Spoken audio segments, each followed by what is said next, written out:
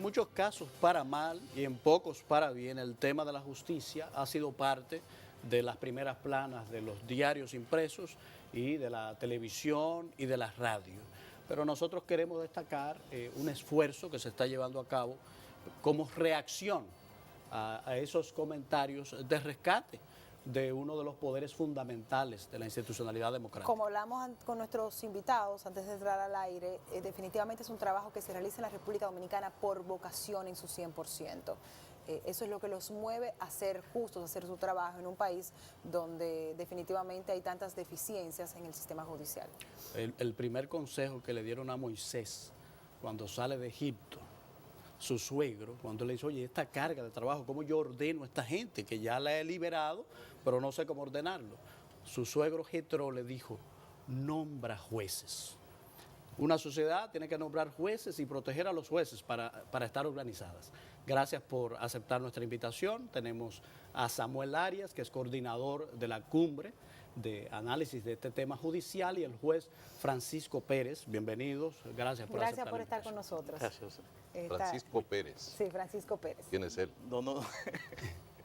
Claudio Aníbal Medrano. Pues miren, nos pasaron mal la información. Tengo el listado, Sí. tengo el listado aquí.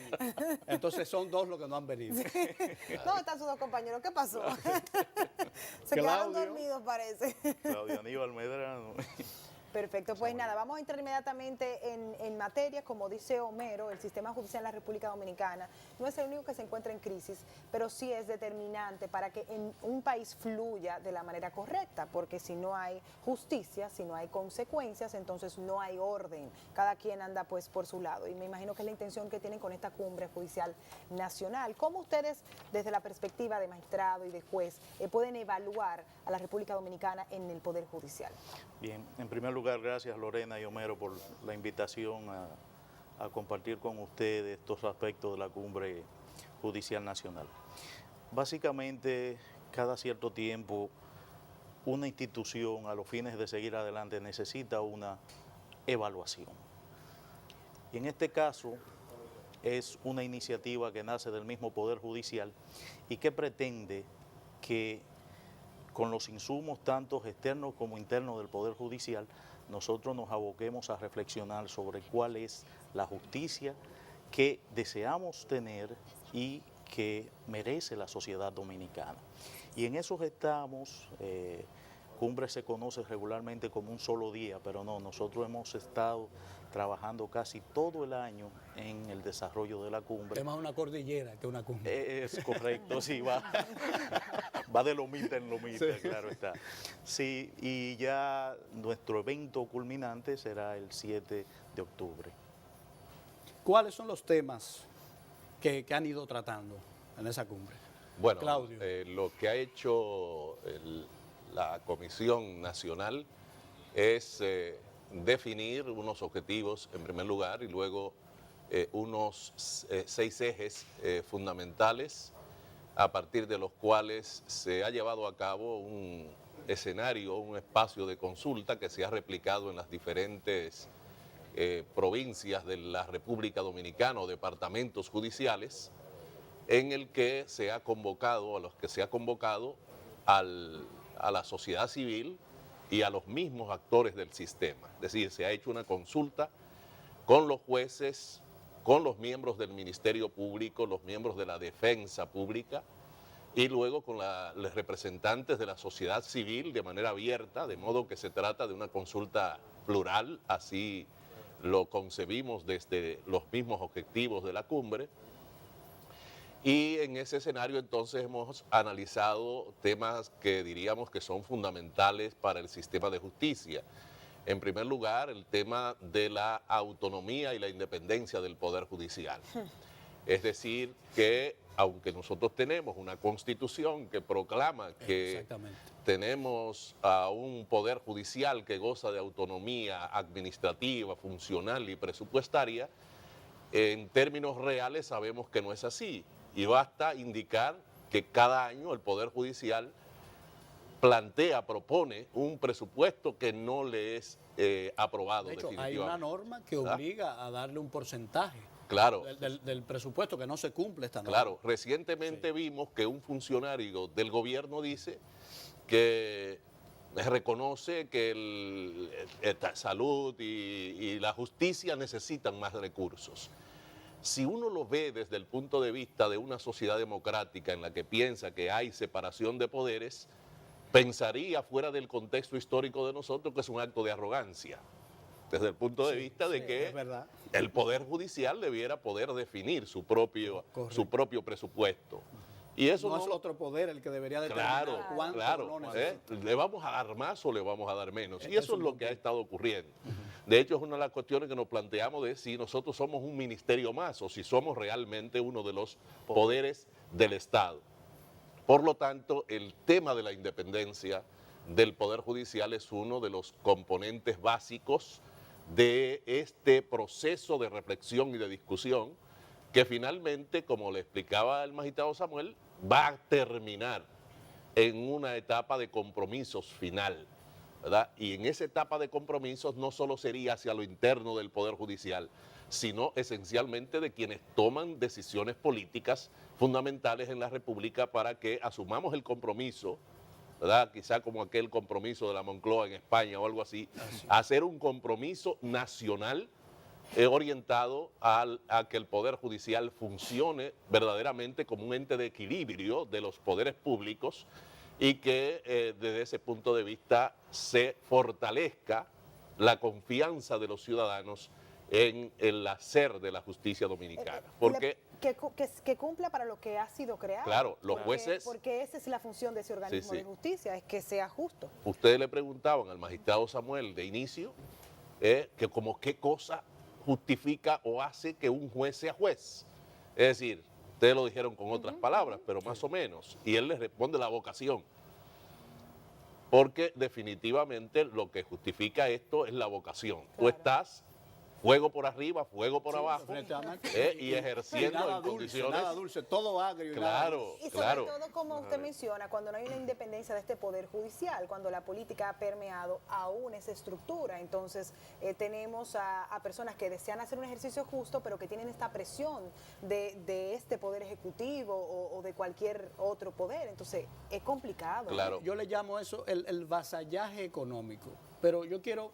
Aunque hagamos una digresión del tema de la cumbre, ustedes que son jueces, ¿no hay una especie de corresponsabilidad del mismo Poder Judicial en aceptar ese vasallaje? Bueno, porque vemos el incumplimiento de una ley. Claro. ¿En qué espacio se dirime en una sociedad cuando se incumple una ley? Es en el paso de la justicia. Una de las cosas que nosotros creemos que debe surgir de esta reflexión es precisamente cuál ha de ser el papel del Poder Judicial para rescatar su independencia, mantener, sostener y afianzar su propia autonomía, su independencia y todos los objetivos que forman parte de cada uno de los ejes que hemos definido. Es decir, ¿qué papel le toca hacia el Poder Judicial? Por ejemplo, nosotros creemos, y cuando hablo así, veámoslo a título personal, no como que estoy hablando institucionalmente. No, claro, ¿verdad? Es que el Poder Judicial debe definir su propio presupuesto y lo único que puedan hacer las otras entidades que participan sin que eso excluya la necesaria comunicación y coordinación en la definición del presupuesto es determinar si ha sido, digamos, si tiene respaldo, si se identifican los destinos de cada una de las partidas que se le aprueben al Poder Judicial. Y todo si es racional para la realidad económica. Si es racional, si es proporcional, si no es un presupuesto esotérico, ¿no? Fuera de toda perspectiva proporcional, razonable. Entonces, eso lo vemos así. El Poder Judicial debe asumir su autonomía y debe actuar definitivamente como un poder autónomo. Como lo hacen los otros dos poderes, que tienen la ventaja de que se ponen de acuerdo y realmente se agencian los recursos que necesitan uno y otro. Correcto. Entonces, ese es el papel. Creo que el Poder Judicial no debe arrodillarse cada año frente a las demás fuerzas políticas a pedir un presupuesto que, como has dicho, está la consignado. ley ya lo define. Como si fuese un favor. Ya lo define. Y por lo tanto, aspiramos a que el Poder Judicial siempre define el presupuesto que necesita en función y dentro digamos, dentro de lo que la ley le acuerda, pero vean correcto. cómo la ley lo acuerda. Sí. Como un presupuesto mínimo, porque dice al menos el 4.10% para el Poder Judicial, que envuelve al Ministerio Público y al Poder Judicial. Bueno, hay otros ejes, como el caso del acceso a la justicia, la eficiencia en el procesamiento de casos en los tribunales, la coordinación interinstitucional, es decir, cómo interactuar con otros actores del sistema, como el Ministerio Público, la Defensa Pública, la Oficina de Asistencia a las Víctimas, que está emergiendo, ¿verdad? Y que todavía no tiene representación suficiente en todo el territorio nacional. La integridad en la labor, el sistema de carrera, el régimen disciplinario de consecuencias, todo eso, y la cuestión de la gestión administrativa y finalmente el presupuesto, que conecta con el primer elemento que les decíamos, que era la autonomía. Y tiene y la un efecto en los independencia. demás. Claro que porque sí. el acceso a la justicia no, tiene que ver claro, mucho claro. con la falta de recursos. Porque al Sabemos de final tribunales que operan en Exacto, en las furgones. estructuras, Sí, sí, también sí. sabemos la deficiencia que hay en un ministerio,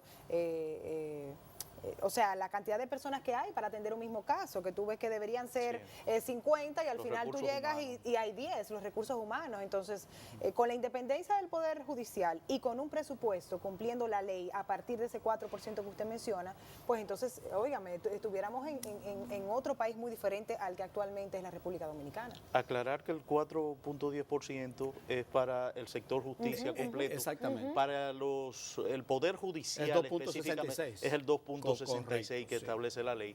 Una ley que no la hicimos nosotros, lo hicieron los otros dos poderes, pero que nunca se ha cumplido. Que yo tengo un debate siempre con eso y siempre se lo pregunto cuando viene algún representante del espacio judicial.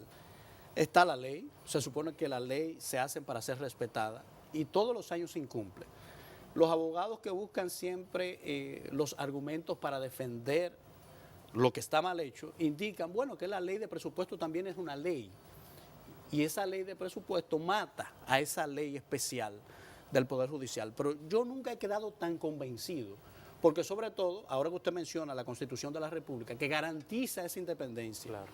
yo digo, pero ve acá, pero que no puede ser. Porque podría matar la ley, pero no mata el espíritu constitucional que recoge esa ley. Mira, Claro. técnicamente, Entonces, ¿por qué el Poder Judicial no lucha por su presupuesto? Yo siempre he dicho, pero basta un recurso.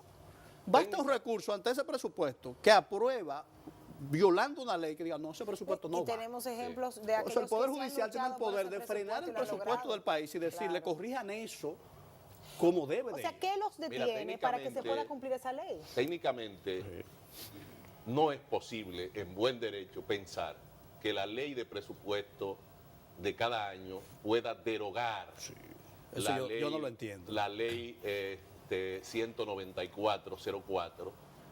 Primero, porque esa ley se aprueba a pesar de que es una ley preconstitucional, pero hoy debe leerse como que es un desarrollo de ese principio de autonomía funcional, administrativa y presupuestaria del Poder Judicial, y en el contexto del Estado social y democrático de derecho que proclama la Constitución, viene a ser, como hemos venido diciendo los jueces, un mínimo vital. Es decir, un mínimo por debajo del cual no es concebible, Definitivamente. no es concebible institucionalmente, constitucionalmente, el presupuesto del Poder Judicial. Por lo tanto, esa ley no puede ser que modifique implícitamente, porque nunca ha dicho que queda derogada. Y Exactamente. no puede hacerlo implícitamente bajo ese contexto de la radiación del derecho de la Constitución que proclama la autonomía administrativa y presupuestaria, que establecido el mínimo que se le debe asignar al Poder Judicial, se pretenda que implícitamente ha sido derogada. Y luego, en Alemania, en Italia, en Francia, en España, la ley de presupuesto es una ley que rige para el ciclo presupuestario. Es decir, para un momento, para un año. Una ley que existe para Exacto. 12 meses. Y no debe, por lo tanto, modificar una ley permanente. Pero eso no lo estamos diciendo solo así, sino que la ley orgánica de presupuesto, en el artículo 37, lo expresa. de manera manifiesta. No es posible. Bueno, gracias por No los es argumentos, posible. porque esa discusión vuelve ahora. Claro, no. Esa discusión vuelve en octubre y vuelve mi posición. Correcto. De que si hay que detener el presupuesto con una iniciativa elevada al Tribunal Constitucional, bienvenido, porque el Poder Ejecutivo y el Poder Legislativo tienen que aprender a respetar el tercer otro poder. Claro. Yo creo que una de las cosas que puede en estos días redimensionar la aparición pública de los jueces es situar en la agenda de la discusión nacional ese tema. Excelente. Después del análisis y recibir esas propuestas y cribarlas, ¿cuál es el paso después de la cumbre? Porque usted sabe que las cumbres no tienen mucho prestigio en la historia del mundo. Alguien dijo que no se le ha hecho nunca una estatua a un comité, mucho menos una cumbre. Sí, es interesante, Homero. Nosotros nos hemos cuidado de que esta cumbre no termine en la cumbre. Sí. Perdida. Que no sea poesía, ¿no?, de un solo Exactamente, día y que ahí se olvide, no. Nosotros hemos diseñado en todo lo que es la cumbre, si el 7 asumimos los compromisos, el 8 ya hay todo un comité de ejecución y monitoreo de esos acuerdos que se arriben. Y ahí ese comité va a estar integrado tanto por miembros del Poder Judicial como por sociedad civil y entes externos al Poder Judicial. Pero la idea es que los compromisos a los cuales se lleguen en la cumbre sean ejecutados y sean monitoreados. Hay algo importante. Esos compromisos, los demás poderes están participando, o sea, lo van a sancionar como propios, los van a coger como propios. Ha habido una participación de importante. los diferentes sectores. En el sector O sea, que no es un justicia, monólogo judicial, sino No, realmente no. es un verdadero Va a haber un diálogo con intercambio. sociedad Exacto. civil, consultas internas, consultas externas, los actores, porque regularmente se piensa en la cumbre y se tiende a pensar solamente en el aspecto penal de la justicia, ¿no?, que es el que más, el más popular de Sí. todo. Pero, por ejemplo, usted tiene a CONANI, en niños, niñas y adolescentes, los agrimensores en la jurisdicción inmobiliaria y así sucesivamente, los vocales, Ministerio de Trabajo, en las diferentes jurisdicciones. ¿Y cuál es el espíritu de los jueces luego de iniciado este proceso? O sea, ¿cómo se sienten? La esperanza, digo yo. O sea, ¿se siente ese espíritu de esperanza, como de un renacer, como que ahora sí? Bueno, yo creo que el Poder Judicial está en movimiento, eso podríamos decir. Producto de ese escenario de reflexión y de otras iniciativas que los jueces desde la base, de abajo, han tenido en este momento histórico. Y por lo tanto pienso que de algún modo hemos recargado las pilas en el sentido del entusiasmo, de la actitud de compromiso con los propósitos de un poder judicial, con las características que se puede definir a partir de los presupuestos constitucionales y que se advierten los mismos ejes que han sido definidos como punto de reflexión en la cumbre. Y ustedes preguntaban sobre el tema de si es una reflexión solo interna, y el magistrado Samuel señalaba que igual está abierta a la sociedad civil, pero cuando nosotros concretamos en qué consiste la sociedad civil es porque se ha invitado desde las juntas de vecinos, Asociación para el Desarrollo de tal o cual comunidad, y al mismo tiempo incluso las fuerzas políticas en las personas de sus dirigentes en los departamentos. Eso, si alguien se ha autoexcluido, es una cosa distinta. Exactamente, sí. Pero la verdad es que se los ha querido involucrar y se les ha convocado, y los resultados se van a presentar el día 7 ya en la cumbre, y es el escenario donde se espera no solo que se asuman compromisos desde el Poder Judicial, sino los más trascendentes, los más importantes, los de otras fuerzas o de otras áreas del ejercicio del poder público que asuman compromisos con relación al Poder Judicial.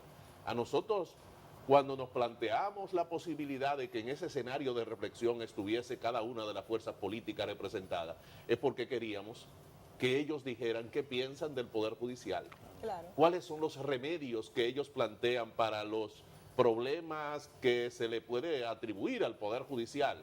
Unos como fenómeno de mera percepción y otros como fenómeno de realidad.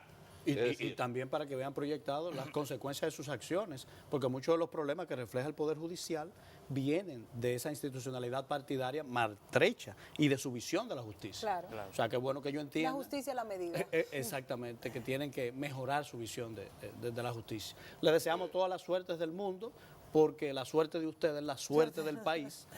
Queremos una mejor, una gran justicia para realmente Y institucionalizar. sabemos que necesita una transformación, pero que con un esfuerzo, cuando se une la sociedad civil, como ustedes mencionan, y los integrantes del Poder Judicial, pues podemos lograr esa transformación que necesitamos, porque estamos en un punto crítico. Y que el juez Eso logre entendemos. su posición en la sociedad, Muchas el gracias. respeto y la dignidad que amerita un trabajo Claro tan que sí. trascendente. Porque sabemos que hay personas vengo haciendo ese ejercicio Esta y- semana pasada de pasarme unas 2 semanas en un primer momento de una estancia en Puerto Rico, dentro del sistema de justicia, tanto estatal como federal.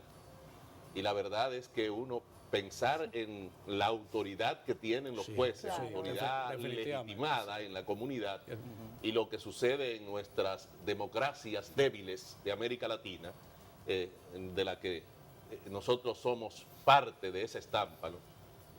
Definitivamente hay una brecha que llenar y es parte del propósito de esta cumbre. Y Pues que siga siendo yo un quiero orgullo- creer que y que siga- estamos iniciando ese Que proceso. siga siendo un orgullo decir yo soy juez, yo pertenezco Claro. al sistema de la justicia, y no que sean unos casos específicos que manchen el trabajo que hacen muchos profesionales de una manera bastante entregada y justa, como se supone. Y sacrificada. O sea, que, y sacrificada, sobre todo sacrificada. Gracias por aceptar nuestra invitación. Gracias a Gracias. ustedes por la invitación.